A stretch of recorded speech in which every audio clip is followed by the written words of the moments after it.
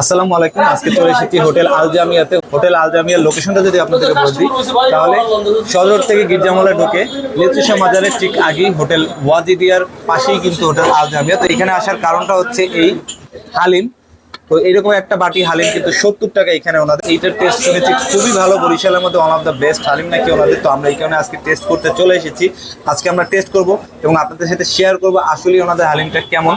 তো যারা এইদিকে সদর রোডে ঘোরাঘুরি করেন, যদি ভালো হয় তাহলে আপনারা টেস্ট করতে পারেন, আর যদি খারাপ হয় তাহলে অ্যাভয়েড করতে পারেন। That's up to you. আমরা টেস্ট করবো এবং টেস্ট করে আপনাদের সাথে কিন্তু শেয়ার করব। প্রথমে একটু দেখিয়ে দিচ্ছি আপনাদেরকে হালিমটা। হালিমের কোয়ান্টিটি ভালো আছে, মানে একটা স্যুপের বাটি, মেলামেনের বাটিতে, এবং এখানে মাংসের পরিমাণ, গরুর মাংসের পরিমাণ আছে বেশ ভালো। এটা গরুর মাংস স্পষ্টই বোঝা যাচ্ছে, এবং এগুলো আসলে গরুর মাংসের চর্বি বা সাইডের মাংসগুলো বোঝা যাচ্ছে।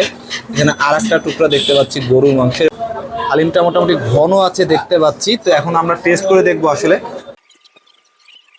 হালিমটার টেস্ট ভালো, বাট এর মধ্যে ঝাল এবং লবণটা একটু বেশি হয়ে গেছে। তো এই কারণে আমাদের কিন্তু ওনারা সালাদ এবং লেবু দিয়ে দিচ্ছে, এটা কিন্তু আমরা মিক্স করে নিতে পারি। তো একটা লেবু, আমি একটু লেবুর রসটা নিয়ে নিচ্ছি। লেবুর রসটা নিলে ঝাল এবং লবণ দুইটাই একটু কমে যাবে, কম লাগবে। তো লেবুটা নিয়ে নিলাম, লেবুর রসটা মিক্স করে নিচ্ছি। নাইস। লেবুর রসটার কারণে কিন্তু ঝাল এবং লবণ দুইটাই এখন কম লাগছে। হালিমটা আসলে একটু ঘন, তো খুবই ভালো টেস্ট। মাত্র 70 টাকা এরকম এক বাটি হালিম কিন্তু আসলেই মজাদার।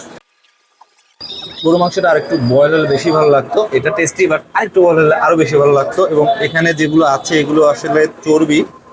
মূল মাংস 2 পিস পেলাম। আমি আরেকটু খেয়ে টেস্ট করে আরেকটু দেখি। হালিমটা নিঃসন্দেহে টেস্টি, এটা নিয়ে বলার কিছু নাই।